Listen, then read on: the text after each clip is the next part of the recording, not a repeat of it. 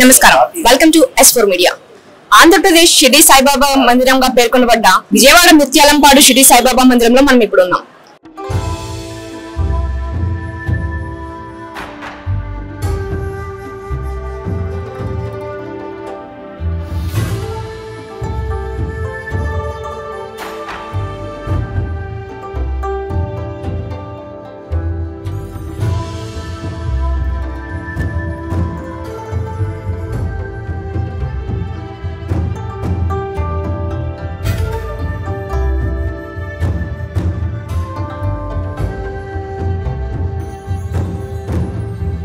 ఇక్కడ గౌరవ అధ్యక్షులు గౌతమ్ రెడ్డి గారు మనతో ఉన్నారు.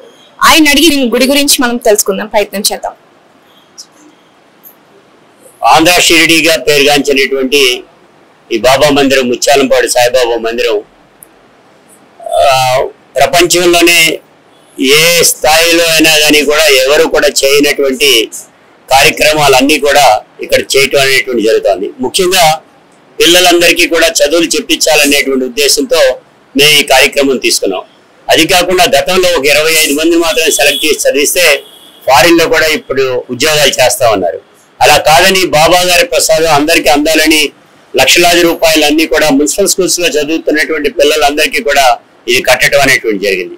తద్వారా IIITలోనూ రావటమే కాకుండా లండన్ లోను అదే విధంగా అమెరికాలో కూడా ఉద్యోగాలు చేస్తున్నటువంటి పిల్లలు ఇప్పటికీ కూడా ఉన్నారనేటువంటి చెబితే అతిశయోక్తి కాదనేటువంటిది. అదే పద్ధతిలో ఈ గుడి తరఫు నుంచి ఎక్కడైనా కెలామిటీస్ జరిగినట్లయితే వారందరికీ కూడా ఇమ్మీడియట్ గా ఆదుకుంటానికి అవసరమైన చోట వారికి సంబంధించిన బియ్యం అట్లాంటి అన్నింటినీ కూడా అందజేయడానికి కూడా జరుగుతూ ఉంది.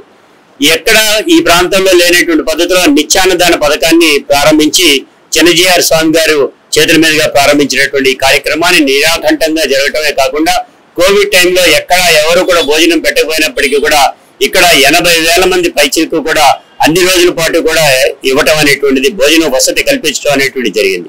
దీనికి తోడు బాబా గారికి సంబంధించినంత వరకు కూడా 1,08,000 కొబ్బరి బొండాలతో ప్రజానీకం అందరితో భక్తులందరితో కూడా అభిషేకం చేయించడం, 10,000 పంచెలతో అభిషేకం చేయించడం, అదే కాకుండా 1,08 కిలోల తండ్రుల అభిషేకం అంటే బియ్యంతో అభిషేకం చేయించడం, ఇవన్నీ కూడా ప్రపంచ రికార్డులు సృష్టించడం అనేటువంటిది. అదే కాకుండా ఈ గుడికి సంబంధించినంత వరకు కూడా వండర్ బుక్ ఆఫ్ రికార్డ్స్ అన్ని ఎక్సెప్ట్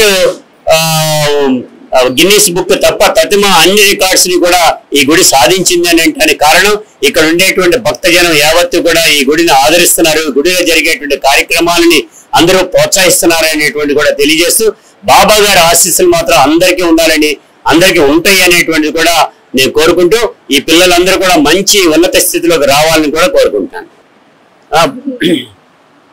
బాబా గారి సేవా కార్యక్రమాలు చేయటం వల్ల మా గుడి ముందే ఉండేటువంటి యాదిరెడ్డి అనేటువంటి ఒక యాచకుడు ఇప్పటికీ కూడా 8 లక్షల రూపాయల వరకు కూడా ఈ గుడికి దానం ఇవ్వడం అనేటువంటి జరిగింది. అంటే ఇంతకంటే గొప్ప విశేషం మరొకటి లేదనేటువంటి.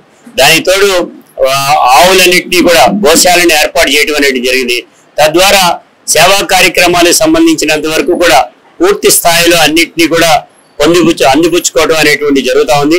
దానికి గాను కంటి ఆపరేషన్లు కానీ వైద్య శిబిరాలు కానీ అటువంటి అన్నింటినీ కూడా ఈ ప్రాంతంలో నిర్వహించుకోవటం, ఇది చుట్టుపక్కల ప్రాంతం అందరికీ కూడా ఏర్పాటు చేయటం అనేది జరిగింది. అందుకని మెడికల్ క్యాంపులు అనేటువంటి ఏర్పాటు చేయటం అనేటువంటిది ఒక ప్రసిద్ధిగా గాంచటమే కాకుండా ఎన్నడూ కూడా ఎప్పుడు కూడా ఒక బిజీగా ఉండేటువంటి ఆంధ్ర షిరిడిగా పేరుగాంచిన ముత్యాలంపాడు సాయిబాబా మందిరం ప్రజానీకం అందరికీ కూడా అందుబాటులో ఉండేటువంటి దాన్ని అందరూ కూడా ఆదరిస్తున్నారంటే కారణం ఈ సేవా కార్యక్రమాలను కూడా చెప్పచ్చు.